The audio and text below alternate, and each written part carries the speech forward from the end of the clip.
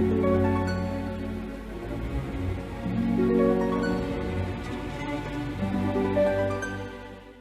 Aries, saya dengan Madam Aza. Kita bacakan sekarang kartu tarotnya. Yang pertama adalah untuk karir, bisnis, dan juga finansialnya Aries ya.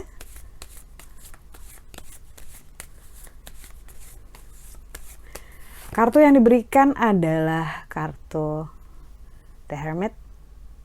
Seorang pertapa mengingatkan jangan sampai keputusan di masa sekarang yang mempengaruhi masa depan dipengaruhi oleh kejadian yang buruk di masa lalu. Wajar kalau kejadian tidak menyenangkan di masa lalu membuat kita merasa harus lebih berhati-hati dan juga waspada, tapi jangan sampai trauma ya. Karena situasi yang dulu dengan yang sekarang kan bisa jadi berbeda.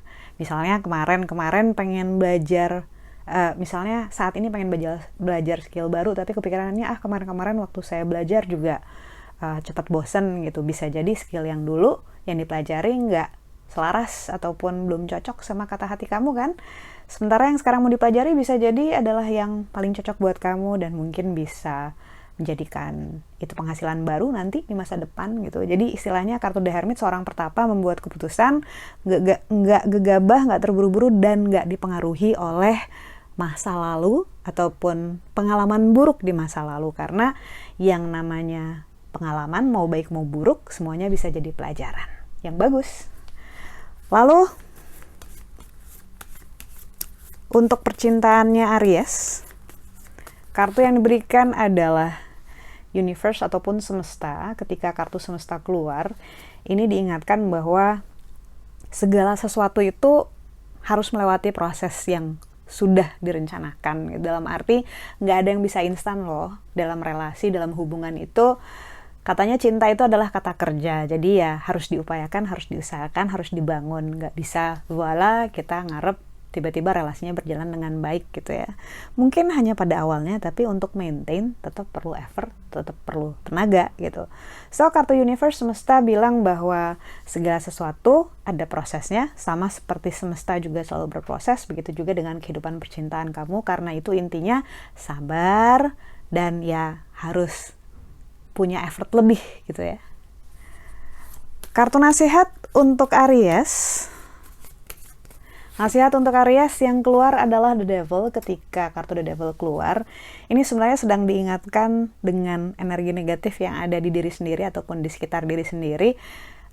Energi negatif ini jangan diasosiasikan dengan klinik ataupun gaib ya, tapi lebih kayak kadang kita ngelihat wah, jangan-jangan gue kepengaruh nih sama lingkungan yang toksik gitu ya. Bisa jadi seperti itu. Tapi kadang-kadang kita juga sering tanda kutip toksik ataupun jahat ke diri sendiri gitu ya, nggak bagus ke diri sendiri karena macam-macam gitu. Bisa jadi karena kita melihat begitu cara orang lain memperlakukan dirinya gitu.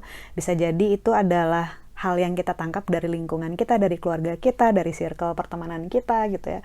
Memperlakukan diri dengan tidak baik itu istilahnya bukan mengacuhkan ya, istilahnya tidak peduli dengan kebutuhan dan kebaikan diri sendiri.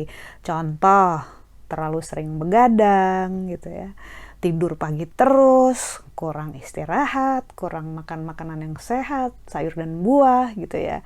Kalau ada penyakit selalu ditunda-tunda untuk ke dokter gitu ya. So, cobalah untuk memperlakukan dirimu dengan baik gitu ya. Karena kalau nggak selaras, nggak harmoni, nanti badannya dan juga jiwanya berontak. Kalau jiwa kita tanda kutip sakit, menderita, itu biasanya akan keluar lewat fisik. Ada aja gitu keluhan fisik ataupun penyakit karena dari dalamnya kita nggak selaras, nggak harmoni, nggak memperhatikan kebutuhan diri kita sendiri. Jadi intinya jangan jahat sama diri sendiri, harus lebih baik, harus lebih sayang dan peduli sama diri sendiri. Sekian bacaannya, semoga bermanfaat. Kita doakan yang terbaik saja untukmu, terutamanya selalu sehat, panjang umur, kaya raya, bahagia, berkelimpahan segala hal yang baik dari Tuhan Yang Maha Esa. Terima kasih, bantu saya dengan cara diklik like-nya, subscribe, share, dan juga komen.